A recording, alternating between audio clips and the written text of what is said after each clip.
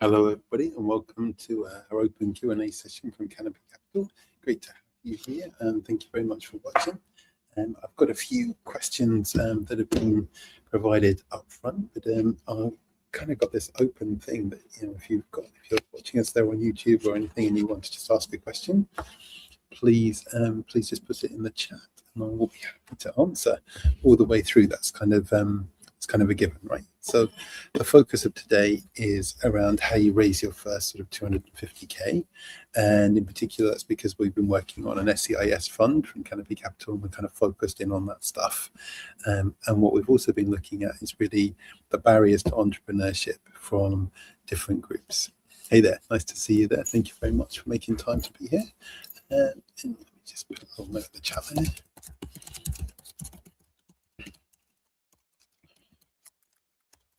So the first 250k, in the UK, it's a really good number.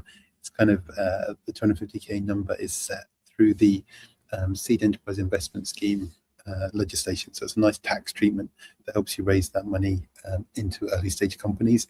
And for private individuals, it gives a really good tax relief. So when you put the money in, let's say you put £100 into a company, you get to write off 50% of that money in the tax return for the year when you make that investment. And then if that investment fails, then you get to write off a proportion of that future in the future tax return as well.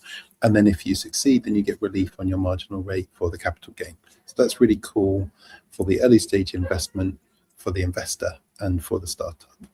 And so there's lots of different ways in the UK that you can raise that first 250k. And angels, who are private individuals, get that tax relief. So it's a great way to engage with those particular folks. And then there are SEIS funds, which are set up, people like Startup Funding Club, SFC, one of the most prolific ones, Hatch VC, HAHTCH. It's about 45 of these funds in the UK that all kind of focus on that first 250k, and how that all fits together is different for each of the funds, but what they're all looking for is what's called companies that are SEIS advance assured. So they've already qualified with HMRC, they've applied for the advance assurance with the government, and that means that they're eligible and they're the right kind of companies at the right kind of stage. And then you can go out to angels, you can go out to the funds, and you can talk to them about stuff. Okay, so what's the question here? When you assess early stage fintechs, how much weight do you put on regulatory compliance readiness at seed compared with pure growth metrics? All right, so every investor and every stage of investment will have different answers to that, and that's a great question. Just show that on the screen. So I think the regulatory side for fintechs, it could be the deal breaker or the deal maker. So it's always going to be a part of that evaluation, but it's part of the feasibility side. So if you think about the design thinking stuff, you've got desirability, feasibility, and viability. Desirability is, do people want it? Do they need it? Are you actually solving a problem for the world that the world cares about? Feasibility is, can this be done, and can you do it? And that's where this kind of stuff fits in. And then viability is, how do you make money out of it? We usually start at a unit level and kind of scale that up to a volume level of profit. So what you're asking there really is a feasibility question. For early stage ideas, it's really big D, really lots about the desirability. Medium F, the feasibility is important, but there's always ways to do stuff. And then viability is the smallest part of the evaluation at the seed level, the sort of 250k level. It's a great question. I hope that answers, and keep coming with questions. I love it. So getting that first 250k in the UK is one of the highest forms of liquidity is the SEIS liquidity, partly driven by the fact that the tax year every year, individuals get an allocation, an allowance, if you like, an amount they can put against SEIS investments. So if you're in the business of making SEIS investments, every year you're kind of triggered by your tax computation to want to do more of it. It's very different to a traditional venture capital model where every 10 years or so a fund will be put together which lasts 10 years, invests in things, cultivates those startups, and tries to get to some sort of end point and some sort of liquidity. And those 10-year funds, they've obviously got some thought that go into them, and you don't run too many of them concurrently, you tend to scale up. Whereas SEIS, every year it's a new trigger, go find some companies to put the money into it, go find some funds to put the money into it. there's a lot more active liquidity in that space. And although the market goes up and down, the SCIS allocations are pretty constant, and they've actually grown over the years. So there's a lot of reasons for those individuals to keep wanting to do that. Right. Is anybody on the call here trying to raise their first amount of money? And if so, can you tell me what kind of state you're at the moment? Maybe I can pick up a specific Q&A for you around your individual circumstances.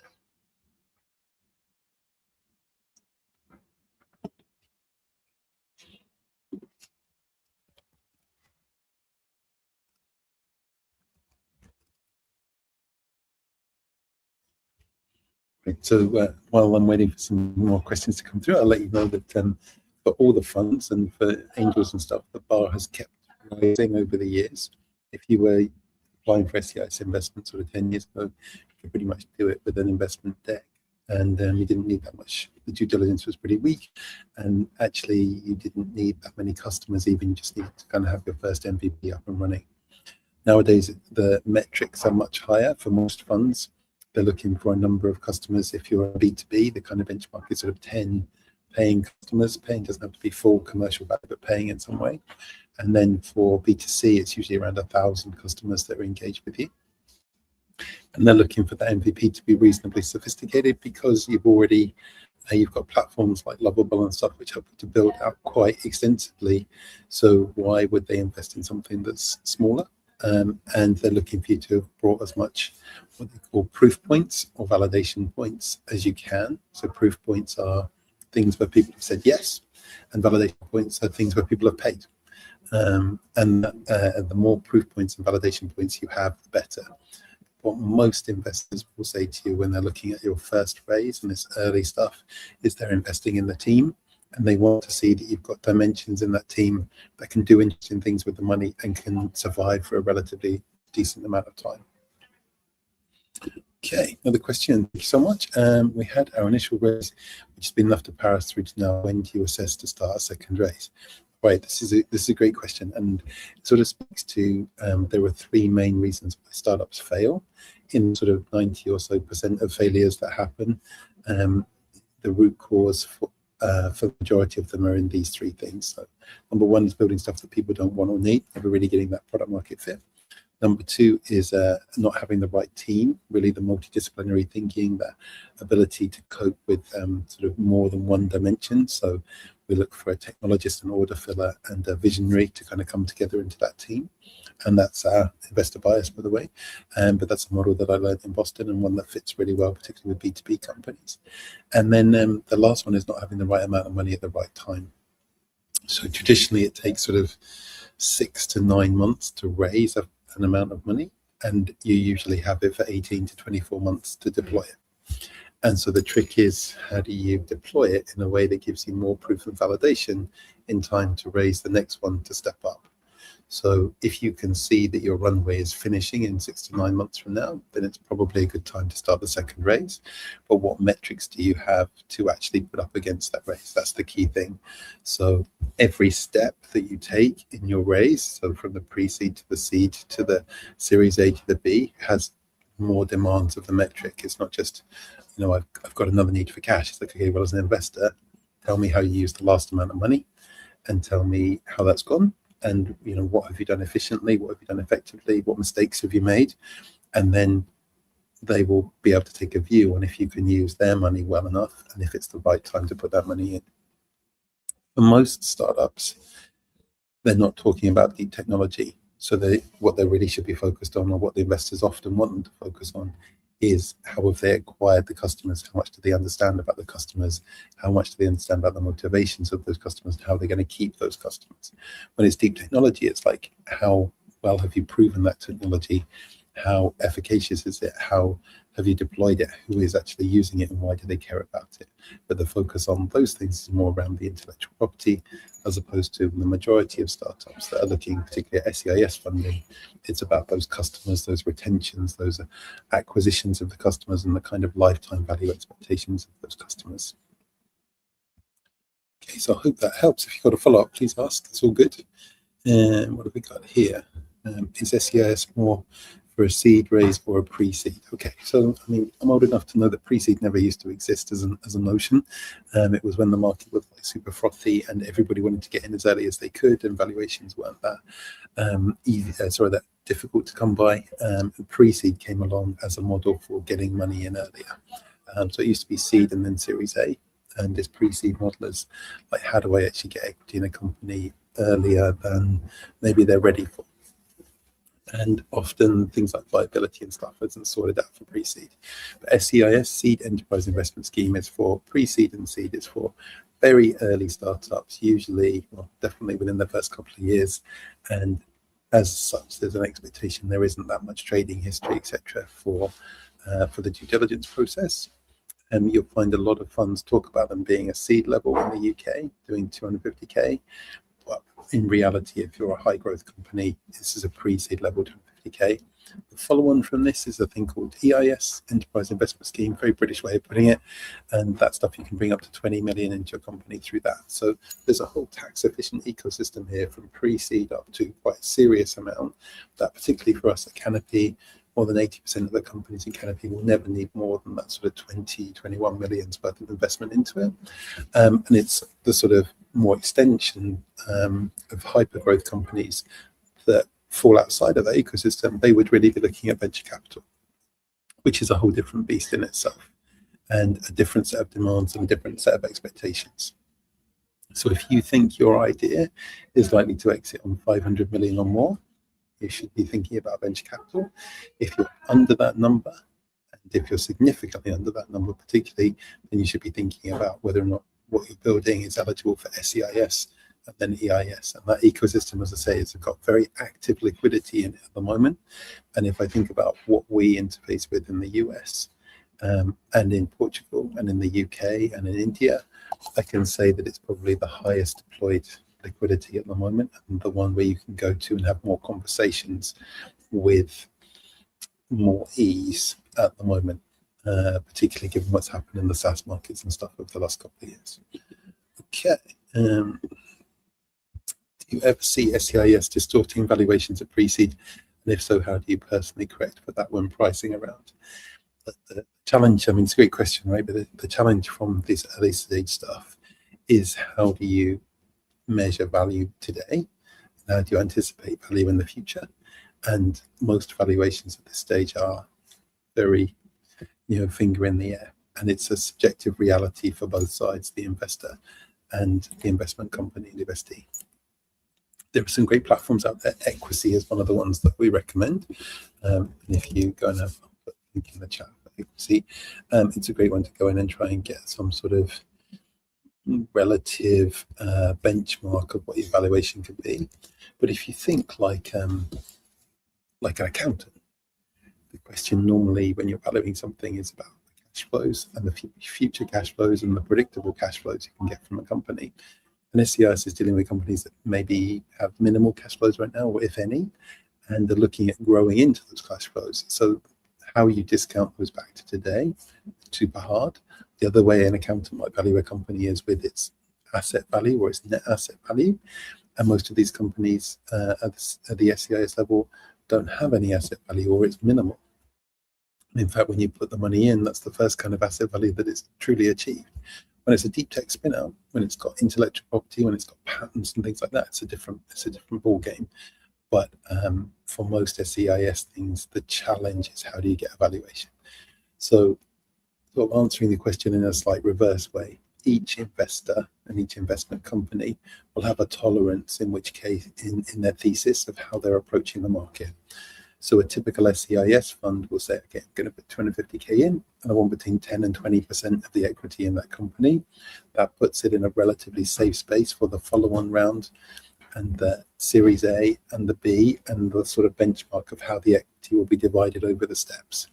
If they ask for more than 20%, they start to get in the way of the next raise.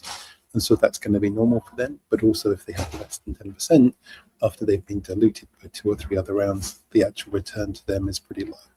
So most funds are sitting there with a thesis saying, okay, I'm going to deliver 2 to 5x. If you're a VC fund, you'll be sitting there with a more like a 10x return on the expectation. And so they've put together their thesis and said, if I get this amount of the equity in this number of companies over the lifetime of my portfolio, then I should return this 2, 3, whatever it is, X that I'm looking for. And so they're working to that model. And if your valuation is higher than they cope with, then they'll just say, no, that's excluded me from that because it doesn't fit with my thesis. And it's often an early stage mistake to think that you can get an investor, particularly an SEIS investor, to bend to your rules more than theirs. There's always outliers and ways you can get things done. But in reality, most SEIS funds particularly have a set of parameters. They have a cookie cutter and they have more deal flow than they need to actually achieve that. So if you take SFC as an example, I think this year they'll probably do something like 150 investments. And they'll be looking at that 10 to 20% thing. And if you look at the Canopy YouTube channel, you can see an interview with one of their investment managers talking about that. Okay, that was a really long answer, which means it must have been a really good question. So thank you so much for that. Next one. How long does the review process take from application to disbursements? So it's a really good question. It depends on the fund. If you look within the Canopy community as a whole, Yuri is actually one of the benchmarks. So he achieved from the first emails going out to the funding in the bank from Hatch VC, I think it was 8 weeks elapsed. And we've actually modeled out the SEIS fundraising course on Yuri's approach to that. That was one that I was closely involved with as well. So I wouldn't assume anything to be any quicker than 8 weeks. And in reality, looking at sort of 6 to 9 months from the point where you start deciding who you want to speak to. And remember, this is about targeting an investor type and segmenting them and really tuning up and coloring up the way you apply and the decks that you produce, etc., to be specific to that investor. So from the point where you start your reach out to the point where funding is in the bank, think of a 6 to 9 month process. The quickest I've ever been involved with is 6 weeks, but that was because my co-founder had some great relationships with some investors who were predisposed to want to invest in us. And the term sheet that we received was so good that after reviewing it twice, we simply sent it back with signatures on. But that's pretty unheard of. There's some lovely stuff in the community nowadays, like Seed Legal's platform, which speeds up the process no end. Really, if your investor is on the Seed Legal's platform and you're on a Seed Legal's platform, it's a very quick piece of term sheet negotiation stuff. It's really great. All right, next question. Okay, Apollo. Tax year in the UK ends 5th of April. Is there still a chance to catch SEIS investors before that? Yeah, absolutely. And if you're dealing with angels and you're dealing with SEIS funds, now is a really good time because actually they're compelled to want to invest in you. At this stage, if they've got any amount of funding left, they will literally want to get it done by the 5th of April. When you talk to companies like SFC, they have an internal investment committee, so they can meet 16 times a day if they want to and actually get it done. But it is getting close. You know, you've got like 2 weeks at this point. It's getting pretty tight. But like I say, they're compelled at this point. So some of the funds and some of the individuals literally will feel they've lost out if they don't deploy their capital by the end of the tax year. So they'll want to do it. And they'll actually maybe compromise or cut a few corners in order to get it done in time. Great question. Thank you so much. Right. And pre-investment with a board game MVP in your little launch ready, a longer-term edtech platform in development and planning to bootstrap longer to aim for a larger January 2027 raise. Okay, that's a good strategy, and certainly the longer you can leave it, the better valuation that you're going to get. The golden rule that I have personally, and it's like one of those heuristics or rules of thumb, is always raise the money when you can raise the money, and if somebody's offering the money, then take it. And if you put it off, you never can tell what will happen on the macro or the micro for your own personal founder journey. And when you've got the money, you've got lots of choices. When you've not got the money, you've got less choices. So, you know, you've got many different things in play there. What I'll always say is it's a founder's decision how they do this and when they do this. But if you get the chance to raise the money, then take it. It's always much better to have money in your bank account than potentially have money in the future. Next question. Would you bet pre-launch or expect live traction, and how many customers on a wait list would you expect to launch? So, you know, the fund that we're building at Canopy Capital is really focused on the founder type. So our thesis is all around first-time founders who don't have strong friends and family network to raise that first bit of money. And we're also going to add a lot of value to them in terms of the non-execs that we'll add to their board and the virtual incubation wrapper that we'll provide for them over the 3 years.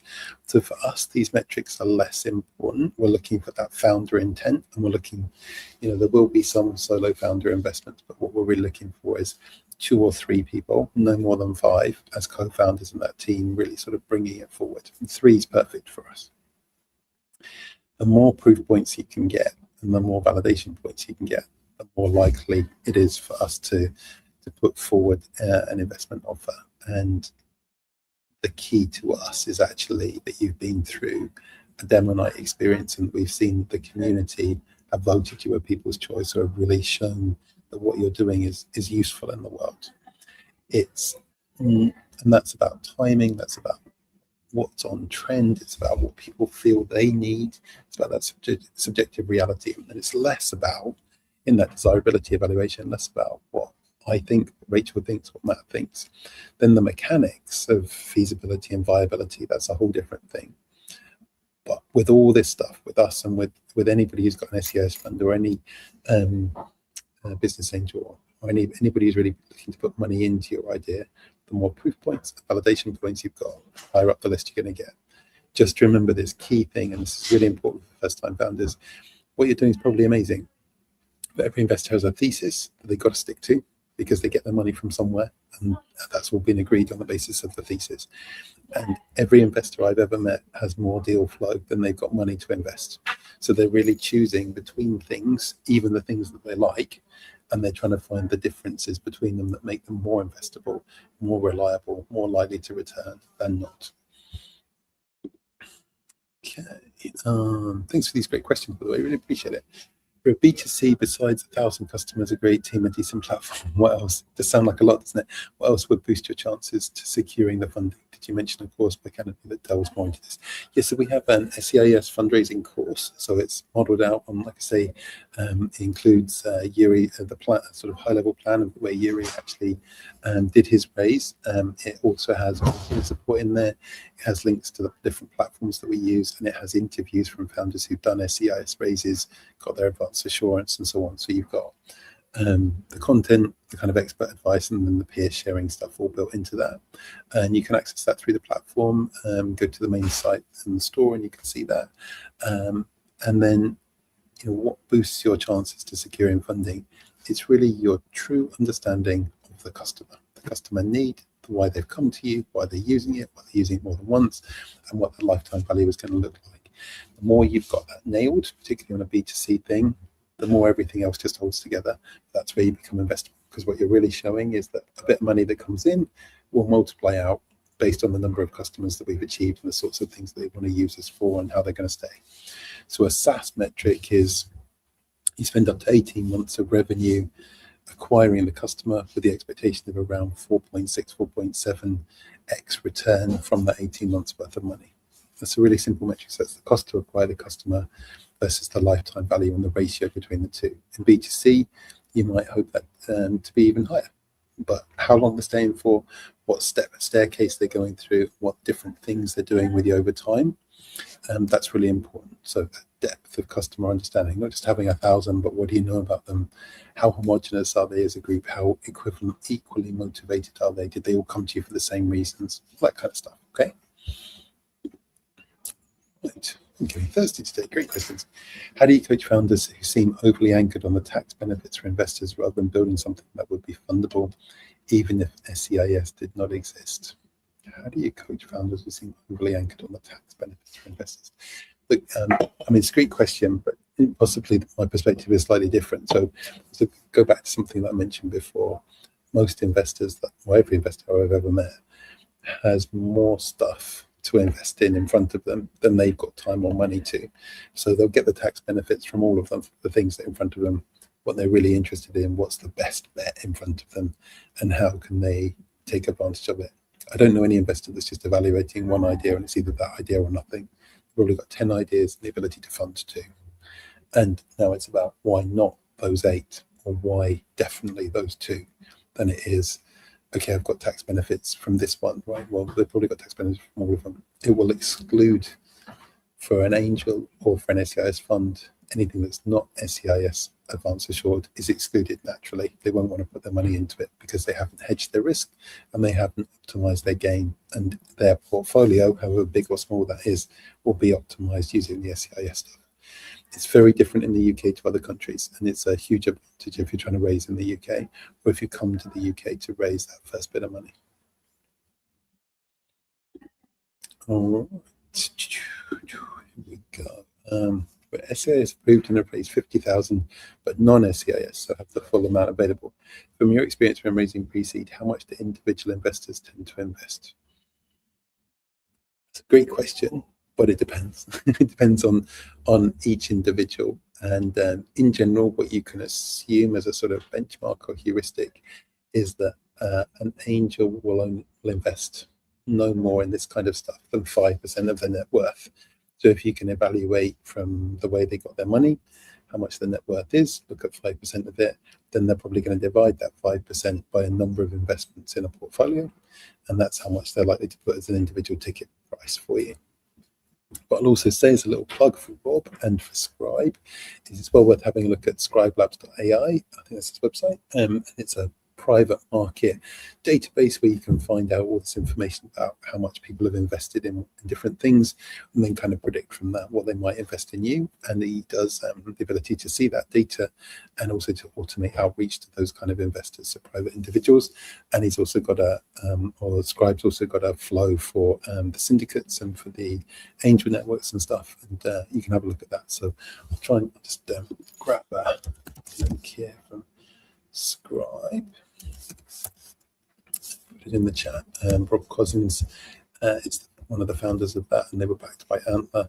And it's a really interesting thing if you want to go and find yourself some angel investors. We recommend it. We're actually using it as well because they have a thing for funds to help reach out. And what else can I say about that? If you are a Canopy member, if you go into the phone a friend page, which has got all our kind of trusted platforms, etc., you find a link to Rob and Scribe Labs in there and a discount code. You get 10% off if you go down that model. Okay, next question. How much emphasis is on the long-term financial model as making predictions, even with solid assumptions? 3 to 5 years ahead seems like guesswork, little backing. Absolutely. And Rachel's the one to talk to about this particularly, but any early stage investor will recognize that having a 5-year plan is simply a reference point. It's not de facto, and nobody's going to really hold you to that. What they're going to ask you for is discussions around up or down, left or right. How much different to the original plan will it be? And you should be expecting to review and revise on a regular basis, probably as a function of your board meetings, all that kind of stuff. The idea, certainly from my perspective, of doing this stuff early is so that you've done it once and you're adjusting rather than having never done it and working up to it. So you do it once and you keep reviewing, revising, iterating, just as you're doing with your overall proposition. But the more accurate this becomes as you mature, the more investable you become, and the more predictable you are, and the more evaluation can actually be put together in a kind of more traditional method, if you like. But I agree, it's all extrapolation and guesswork at this point. Okay. Thank you very much for the questions, everybody. At the time of investment, what kind of coaching do you typically provide, and how do you recommend founders strategically leverage it to accelerate growth and traction? So you got your 3 main reasons why you're going to fail. And a lot of the coaching that I do with early stage founders when they receive investment is related to those 3 things. We try and get that stuff out of the way to begin with. We also do, and any of you on the Uni Days program at the moment, you'll know we do stuff like the co-founder audit, the skills audit, looking at what's missing from the team, looking at how to augment that, looking at really strengthening that bit out. That's kind of the middle sort of reason for your failure, and kind of trying to pull that together. And then we try and build a board around you, which is basically looking at non-execs or advisors that sit alongside you, that connect you better with fundraising, connect you better with your customers, and connect you with something that you're weak at. So, let's say you're really bad at marketing, we might have a marketing non-exec on your board. You're going to meet these people quarterly, and you're going to get that voice of the subject matter that you're weak in. You're going to get that coaching advice from that person who's going to help you be better at that. And that kind of speeds up your whole journey. So number one thing we do is try and remove those systematically, those 3 reasons you're most likely to fail, then building out the board around you, and really putting a lot of emphasis on how that team has the right skill set for what you're trying to do, and then the implementation of that. Great question, by the way, I appreciate it. All right. The most common ways founders accidentally limit future SEIS eligibility, groups such as shareholder agreements, and what do you want them to get right before you... That's a great question. So the corporate structure is a big one, where the value is vested. So if there's a patent or something, does the company own that, or is it with an individual? That's a really big sort of deal breaker thing. Looking at how they may have used their SEIS allowance already. So sometimes if they've received grants or state aid in some way, that reduces how much SEIS availability that they have. And that's actually quite a complicated and nuanced thing to look at if you've been involved in grants and other things, R&D tax credits and so on. You've got to evaluate all that, and that takes a bit of professional advice. Some people come along for early stage investment not having even put a company together and not having basics like shareholder agreements in place with the other founders and founder agreements. You got to keep asking yourself at this early stage, when an investor puts their personal money or a fund's money into this vehicle that you've created, what are they really putting the money into? And if it's an empty company with no actual connection to the founders and no legal tie-in for the founders to be part of it, it really is tenuous. And just keep thinking about what are the first reasons for an investor to say no rather than the last reason for them to say yes. Because you put something like this in the way compared to the other person or the other three things they've got on the table today, there's no reason to keep saying yes to this one. They can just move on to the thing that's easier. And I think that's probably the big mindset thing, just to remember that every investor, whether that's a fund at Canopy Capital, or it's an SEIS fund like SFC, or it's a venture capitalist, or it's a business angel, they don't have to say yes. It's a discretionary choice, and they are looking for the first reason to say no and just move on to something else, because there's just too much to filter through. Even if you think about the demo we do at Canopy, right, we have 3 to 5 startups on every demo night. We ran 22 of those last year, so we've seen over 100 startups go through that. Canopy Capital's first year is expected to be 10 investments. So if we invested in 10% of just the throughput from our demo nights, we would be oversubscribed. And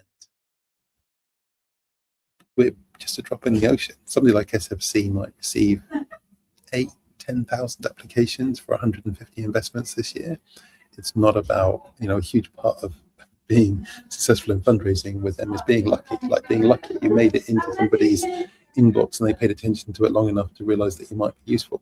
Because I guarantee you, no matter how unique you think you are, there's probably 3 to 100 different ideas out there that look and smell like you when they hit the desk of the investor, and they're trying to evaluate one thing from the other, not knowing you personally, just having the deck or the vid or whatever you put in front of them.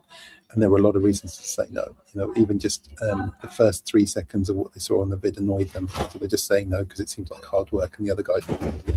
It's amazing what it comes down to in the end.